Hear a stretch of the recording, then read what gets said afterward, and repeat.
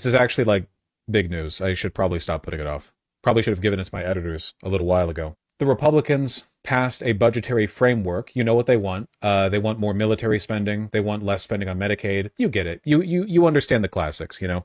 You know the game. Trump proposed a bill. It went to committee. The budgetary committee actually didn't put it forward. The Republicans in the budgetary committee rejected it. Not all, but enough. In a massive setback, House Republicans failed Friday to push their big package of tax breaks and spending cuts through the Budget Committee as a handful of conservatives joined all Democrats in a stunning vote against it. The hard-right lawmakers are insisting on steeper spending cuts to Medicaid and the Biden-era green energy tax breaks, among other things, before they will give their support to President Donald Trump's beautiful bill. So their problem is that it contributes too much to the deficit. The solution, more poor people must die of preventable health care issues. They warned the tax cuts alone would pile on to the nation's $36 trillion debt. The failed vote, 16 to 21, stalls for now. 16 to 21, by the way. Mike Johnson's push to have the package approved next week, but the holdout lawmakers vowed to stay all weekend to negotiate changes as the Republican president is returning to Washington from the Middle East. How many of the 21 are Dems? Well, every Dem voted against it. What's the composition of the budget committee?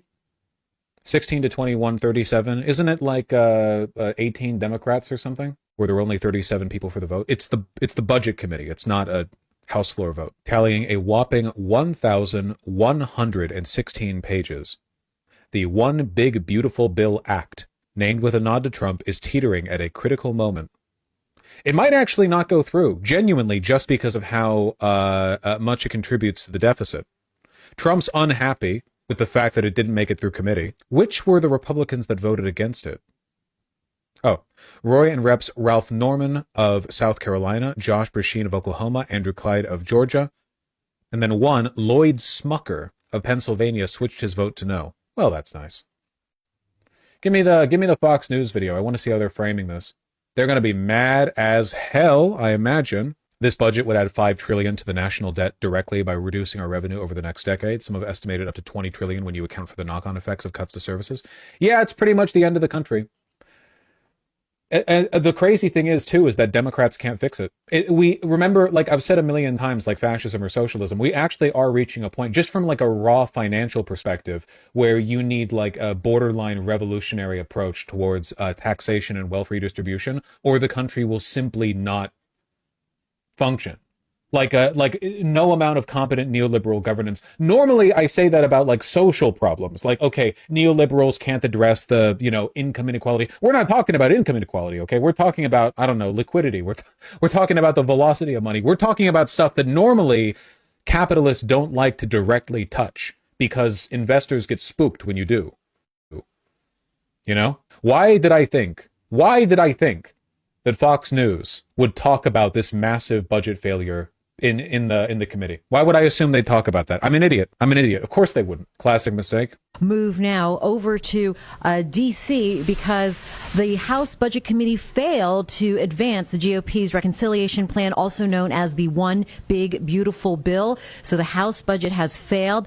They are taking reaction right now. One of those no's was from Republican Ralph Norman out of York County. As we wait for his reaction, let's go ahead and listen in here on Live Impact News on WCNC+. Of course, we've been working closely with the White House and with the president to advance this. I didn't see that specific tweet that you talked about, but I'm proud of the work that we did here. This is a great bill, and it's going to advance the president's agenda as well as the mandate that the American people gave to us in November. And so we will get there. I'm quite confident that we're going to get this done. We'll vote this out of budget, ideally on Monday. Right. I have to now admonish my colleagues on this side of the aisle. This bill falls profoundly short. It does not do what we say it does with respect to deficits. The fact of the matter is, on the spending, what we're dealing with here on tax cuts and spending, a massive front-loaded deficit increase. We are writing checks we cannot cash, and our children are going to pay the price. So I am a no on this bill unless serious reforms are made today, tomorrow, Sunday.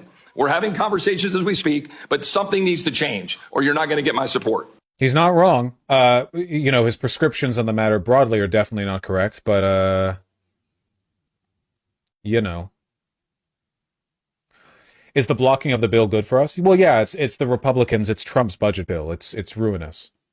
Not even for the reasons that we've looked at over the past hour, where it seems like our country is doomed to collapse no matter what, question mark. But like broadly, it's just very, very bad, you know? Yeah, celebrate any infighting you can. Oh, hey, I've seen this guy.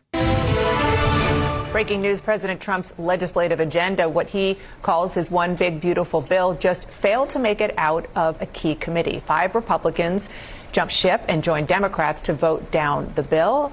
Our smart reporters are here, including and especially our all-star Capitol Hill reporter, Lauren Fox. Lauren, I want to bring you in, but I first want to play a soundbite from Chip Roy, Republican of Texas, who has been kind of leading the charge on concerns about his fellow Republicans. A massive front-loaded deficit increase.